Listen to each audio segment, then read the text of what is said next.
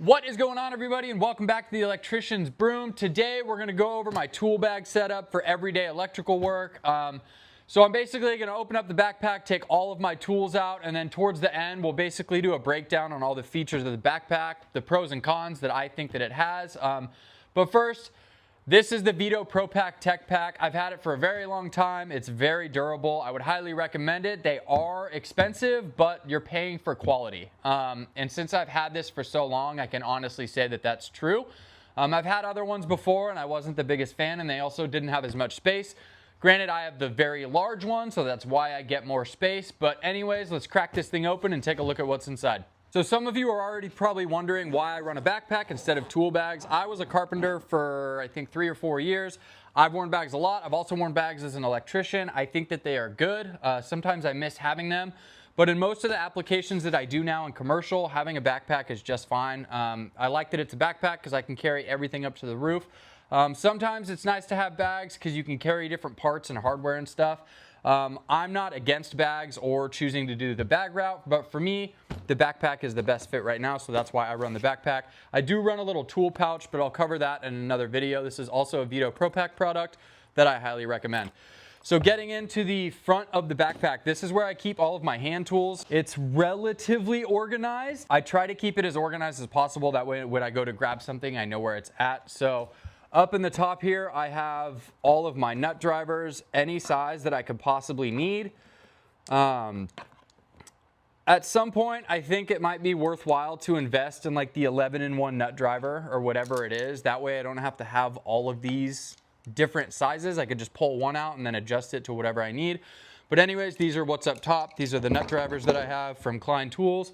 And then I think I also have, yes, a tweaker screwdriver in here for doing small terminations. And then of course too, I already forgot, on the outside of the bag, I keep my tape measure. This is a Milwaukee wide blade with a magnet on the front. I love the magnet for when you drop something off a lift or a ladder and you can pick it up like that. Decent tape measure, not anything crazy. There are some things that I don't like about it, but it works. Moving down to the next row of things, starting on this side, I have all of my screwdrivers. So I have 2 beater screwdrivers. I mean, this is the main beater. It's just a flathead Milwaukee. I like the Milwaukee one because it has the metal on the top. I think Klein has a version of that too, but this is just the one that I've got. It works pretty well.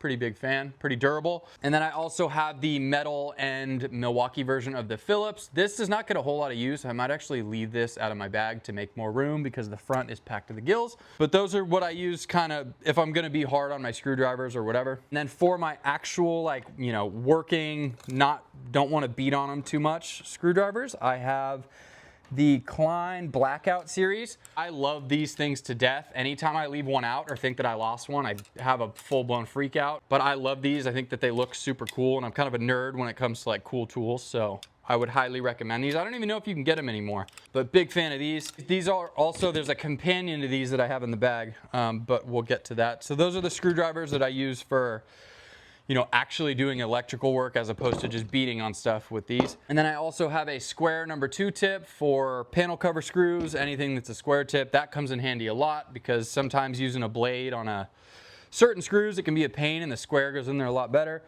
Next I don't need this in here. This is just a redundant one of the black series that I have, same exact size, small blade flathead. Don't need it. And then I have an 11-in-1 that I've had forever. This thing is absolutely haggard, but the 11-in-1 is super handy. If you don't want to carry around all of these, you can just carry around one, interchange it to all different types of screwdrivers, or all different types of tips that you could possibly need. Big fan. This has been pretty durable. Thank you, Klein. Moving over on the top row, I have my linemen's. These are also the Blackout series. They have the flag with the eagle on them, and it also says Klein Tools, made in the USA. Big fan of these, love these a lot. I actually bought these and the Blackout series. I bought 2 pairs. One I'm just holding on to because I think it's pretty cool. We might do that in a giveaway. We'll see. But yeah, big fan of these. Moving over again, I have the Milwaukee strippers. Now, I've had probably 10 different pairs of strippers in my time as an electrician. These are hands down my favorite. They cut and strip very well. The cutter is actually rounded, it's not flat, so it cuts higher or lower gauge wire a lot better. I can't say how much I like these strippers. I lost a pair in the attic, so I had to buy another pair. But if you're gonna get like kind of an all-in-one, they get the linesman tip on the front, the whole nine. They strip really well. They also have the crimper right here. I love these things. If you're looking for a pair of strippers, I would definitely recommend them. Other brands make good ones too, but these ones I've found work the best for me. Next to those, I have my Dykes. These are Klein's. I've had these for a very long time. Never had to change them. I actually had a pair of Nipex, the long handle ones, but they got stolen. So I went back to Old Faithful. I've had these for a while. Pretty durable. Nothing super crazy about them. Good soft grip on them.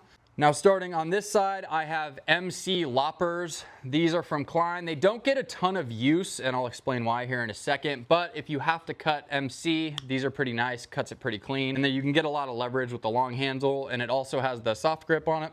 Next, I have the BX cutters from Nipex. These are the Shiznit. I have had these forever. They hold up great. You can adjust how tight you want the actual, the handle tension to be.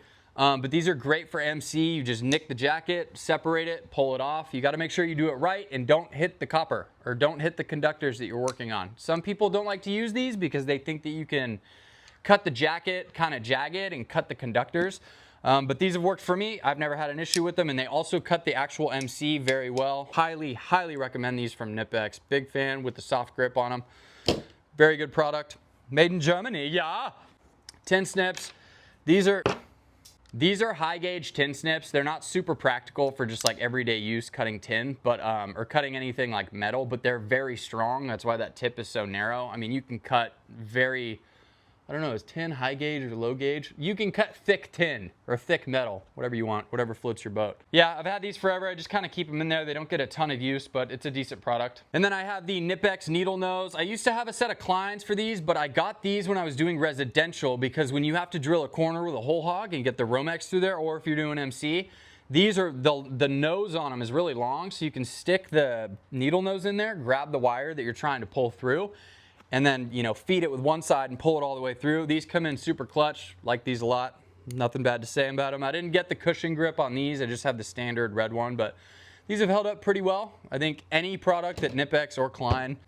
I have a backup pair of strippers. These are Klein's. These actually go all the way down to, or up to, I think like 24 gauge. They do. 10 gauge all the way up to 24 gauge. These are just backups. They're not bad. There's no spring in them. Pretty simple. They also have the crimper. Also a great pair of strippers. They're light and they're small as compared to the ones that I like more. This is a pretty big setup. So if you wanted to run like a smaller pair and you had to pack a bunch of tools around, maybe you wouldn't want to do these. So, or if they would never blow up because I don't work hot.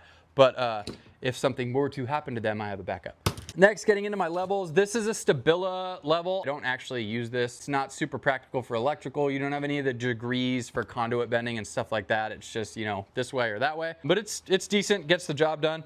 And actually, the reason why this is in here is because my other level is a Klein level, and it's in the attic, or it's in the roof at work. I left it on something that I was doing on Friday, so I don't have it. And then my other level, kind of unorganized, but is over here. It's just a cheap Empire level. It's got a no dog on it. Doesn't get a ton of use because I have an actual no dog in here somewhere, but this is a decent level. It has a 45, 30 level. Pretty good. I like this a lot. It's cheap. It's billet. It's got the blue finish on it. Pretty nice. Dropped it a bunch of times. Still seems to be true, so. I mean, everything's crooked, so it should be fine. Channel locks, these are Milwaukee's. These have like the nut tip on them that are supposed to be for like mechanical trades, I think, like plumbing and electrical. I don't like these. They have the thing where you can push down and adjust them. That's not what I don't like. This tip does not grip very well, but I'm cheap, so I didn't want to buy another pair, so I just kind of run these and, you know, use them when I need to. My other pair of channel locks is just the normal blade, whatever you want to call it, jaws. I like these a lot. The only thing that kind of frustrates me is that the handles have a tendency to slip down, so I have to tape them to prevent that. You can see how it's separated from it's slid down a little bit, so you got to kind of push it back up, but nothing bad to say about these. They are a little stiff, like they don't go into the groove perfectly, but it's really not a big deal. You know, I've had these forever and they're pretty durable. Like I said, nothing crazy, but no complaints. And then I also have a spud wrench. I also have this because I used to be a carpenter. This came in handy for lining up bolt holes and stuff like that when I was a carpenter, so I've always just kept it. But just a basic crescent wrench if you have to tighten or loosen a nut or a bolt, comes in handy. And lastly, in the front, it looks like all I have left are my Allen wrenches. These are from Milwaukee, but these have been pretty strong, and I've cranked on these pretty hard, and they've held up well, so, you know, nothing bad to say about them. And you have every size pretty much that you could possibly need, so pretty big fan of these. In the actual pooches, I don't know what I have in here, if anything. Nothing in that one. And then in the top one, oh! So there's my No Dog, simple, very basic from Klein. Had it for a while, works great. Sometimes if I'm getting a little nasty with conduit work and I gotta do some juicy work, this thing is pretty badass. This is a checkpoint level and it has a bunch of different ones on it, and you can set it on the conduit either like this, this, this, or this. You got like a 30, 60, 22. What else you got? Yeah, what else you got? 22.5, yeah, 90, 0. This is pretty cool. This was actually gifted to me when I was pretty early on in my career. I've had this for a while. Doesn't get a ton of use because most of what I do for conduit, you can just do with a level. But if I've got to get super precise, or there's times where this comes in handy, I definitely bust it out. It's got a lot of magnets on it, so metal shavings have a tendency to stick to it. But that is everything in the front. We're going to switch over to the back. If you're enjoying the video so far, getting some information out of this, I would greatly appreciate it if you would like and subscribe. But anyways, let's move on to the back of the backpack.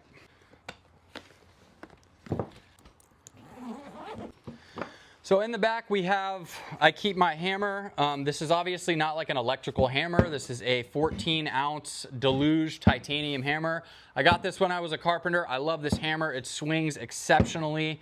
My buddy, I actually had his name on here at one point. It's fading now, but he used it to set wedge anchors for some switchgear. And there's a channel that obviously hits this when you go to hit the wedge anchor, and he just beat the hell out of it, so I put his name on it. But I love this thing. That's why I still run it. Great hammer. It's not metal, it's wood, so if I was to come in contact with something I shouldn't be, I wouldn't get zapped. So, good hammer. Very expensive. Definitely do not need that. I already had one, that's why I run it. Speed square, pretty standard. This is a Johnson speed square. It's got all the different teeth marks for if you want to scribe like a can or a gutter or something, and make sure you got accurate measurements all the way across. And then obviously a ton of more information on a speed square, but that's typically for framing, not for electrical, but extremely simple, basic.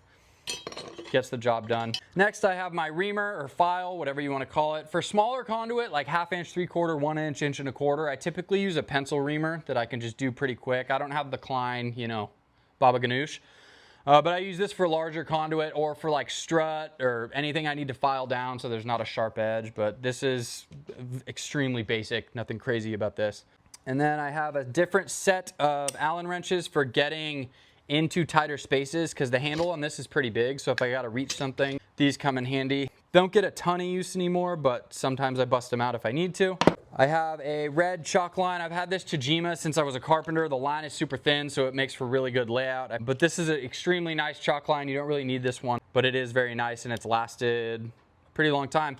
The lock for the actual spindle broke, but other than that, it's held up fine, and I've only had to re-chalk it like 3 times, I think. And then over here, I have a Construction Master Pro calculator. This thing doesn't get a whole lot of action, but it's good to always have a calculator if you gotta do some math. Instead of busting out your phone, I don't think it's good to be on your phone too much, so like your boss doesn't know if you're on your phone or if you're, you know, texting or if you're doing math for like conduit bending, so I like to have a calculator just to, you know, not have the phone out. So that's that. I think that's everything down here. And then in this pouch right here, I have a bunch of different wrenches. They're every size that I could possibly need, but it's open faced on one side, and then you have the ratchet on the other side. These come in handy a lot for doing installing racks, anything of that nature. And then in the last pouch on the backpack, I have my plug tester from Klein. Nothing crazy. Works well, I trust it. And then for my meter, I have the Fluke T5600.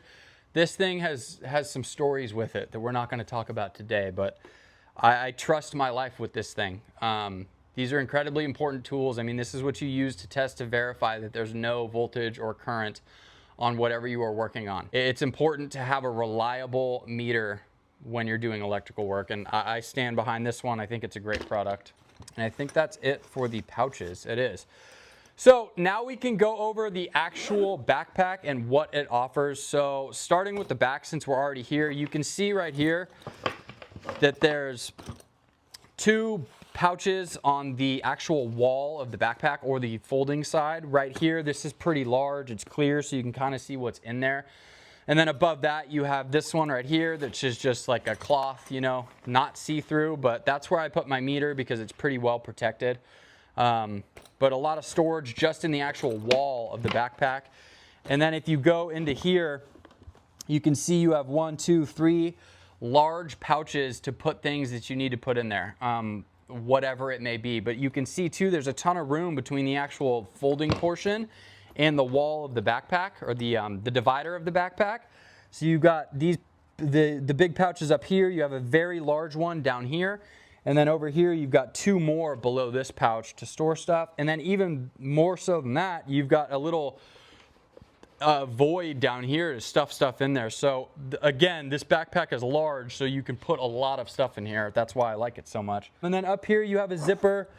Yeah, I guess you could put like pencils or, you know, small items in there, and it's pretty decent size. You could put like nut drivers for impacts and stuff right here, but that's pretty cool. You got some hooks right here that you can put the strap on to open up the bag and let the door hang. That's pretty much it for the back side. I don't think I'm missing anything. And this panel right here is actually interchangeable, I think. You can move this and change it out to something different. I never have because it works perfectly for me, but you have the option to do that. Moving on to the front side. Tons of storage. So same thing on the front side of the actual flap. You have a pocket here to put whatever you want to in there. And actually in the pocket on the front, you have this strap deal that you can hook or is attached there. And what you do when say you're working somewhere and you just want to have this open and you have a little bench to put your tools on, you can strap it like that. And then you know, quick access to your tools. You can hang this on something with this thing that goes over the strap. So, you know, say you're working right here, you can hang the backpack and, you know, grab stuff, work, whatever, and you have a little table right here. I don't use it that much, but sometimes it definitely comes in handy. So that's the actual flap. And then down here, you can see you got 3 large pockets on the bottom. That's kind of the start of the pocketing from the bottom up. That's good for bigger stuff. Like you could see, I put my channel locks in there. This pouch gets a bunch of screwdrivers, levels, what have you. And then you also have that void at the bottom for a little bit more stuff. And then you have another row of large pockets right here. And that's for whatever you need to put in there. And then you start to get into the more narrow ones. This is good for like screwdrivers, specific hand tools that you want to have organized and, you know, in the correct spot every time. This is kind of like the money row for me, anything that's in these pockets, except for screwdrivers because I keep the other ones at the front. But anything that I'm pretty much using every day, I have in these rows because that way I know exactly where to go and grab it every single time. And then up top, this is where I put my nut drivers just because of the height of them. You know, I can't really get long screwdrivers up in here because they would stick out. So that kind of is frustrating to me. That's always bothered me a little bit, but it's a good spot for my nut drivers, so I, you know, can't really complain. But these are pretty narrow, and like I said, they're pretty short, so you kind of run out of room pretty quick. You can see with the nut driver in there, it's almost hitting the roof of the backpack. But these are handy for my nut drivers. Pretty much all the pockets, and like I said, that hook there is for the strap if you want to keep the flap open while you're working. So I'm going to close this up, and then we will look at the pocket on the front.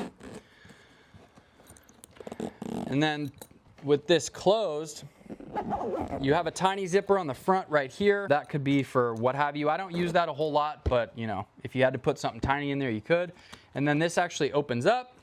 In here, you have just like a big void that you could add anything in there. You could, I mean, you could put a drill in there. You could put a small impact or small drill, whatever, or like, you know, boxes for paddle bits, tap kits, whatever. And then above that, you have a smaller pouch up here. I think I have a pipe cutter in here. I do, a handheld pipe cutter. In tight spots where you can't get a bandsaw in, this comes in super handy, so I keep that up there. But you could put, you know, smaller items like, you know, nut drivers for impacts, what have you, in this small pouch right here, and it closes very securely. Boom, it's got the Velcro, and then you also have the locking clip on there. So that's the front portion, and then the back, there's nothing crazy. You just have the actual straps for the backpack. So I'm going to close up the back, and then I'll show you the top portion. So on the top, you have this very heavy-duty handle. I mean, this thing is like I wouldn't even say over-engineered, because this thing gets beat up. It gets tossed into a gang box, it gets tossed into the truck, it gets tossed on the floor, everywhere. So this is a pretty substantial handle. I mean, this thing I don't think is ever going to break, and it can support a ton of weight when this thing's fully loaded. And then this strap right here is attached to the actual straps of the backpack. And when you're carrying it, all you do is lock this thing into place like so, like that. And then you just got the handle action, and the straps are pulled up nice for when you actually go to put it on your back. And then if you want to, so that closes the back, so you can't open the zipper because the straps are in the way. So you got to release this, pull up on it, slide it out, drop it down, and then you have access to the back of your backpack. And then these are just the straps, adjustable, pretty comfortable. That's one of the major features that I like about having the backpack. If I'm transporting my tools or whatever, I can just toss them on my back and hit the road, or wherever I gotta go. Or like I said, going up to the roof to work on something, you don't want to forget a tool. So it's pretty mobile. So that's the back with the straps. On the sides, you got a couple of pockets. I have a driver right here, an extension for an impact, and then another tweaker screwdriver. But you could also put like whatever there, screwdriver, something smaller to go in this one. And then on the other side, you have the same thing. A couple of small ones, the actual hook for your tape measure. And then you have these hooks on the side. I don't really use those a whole lot. I don't know what they would be used for, but you could clip stuff onto there, like, I don't know, bits, drivers, same as I've said a million times before, anything small that has a hook on it that you could just transport around. And what I like to do actually with this, when I'm transporting my tools around, is I'll take this and run it through here, and then just clip the clamp back down, and then boom, I got everything that I need to do my work attached in one way. So there's a ton of function on this backpack other than just carrying your tools around, which is great. I have nothing but great things to say about this backpack. And on the bottom, it's literally an anchor. And on the bottom, I think there is an anchor. Yeah, it shows an anchor. And the reason why is if you look at the mass on the bottom, it's so stable. Other backpacks, what I didn't like about them is that they would fall over if you're pushing your cart around, you have it rested on something, it's top heavy, it falls over. This thing is literally like an anchor. I mean, it's substantial. It's incredibly stable. So again, nothing but good things to say about this backpack. In the future, I'll probably do a review on this one as well, because this has a lot of good features too. But yeah, this is the Veto Pro Pack Tech Pack. It's the larger size. You can also get this with a handle and rollers if you don't want to carry it on your back. It can get pretty heavy, so I wouldn't recommend wearing it too much because it will definitely mess your back up. But yeah, this is what I use. It works great for me. So that's pretty much it. That's the setup that I like to run and all the tools that I carry inside my backpack or my bag for everyday electrical work. If you enjoyed the video, please make sure to like and subscribe. I would greatly appreciate it, and I will see you in the next one. Thanks, everybody.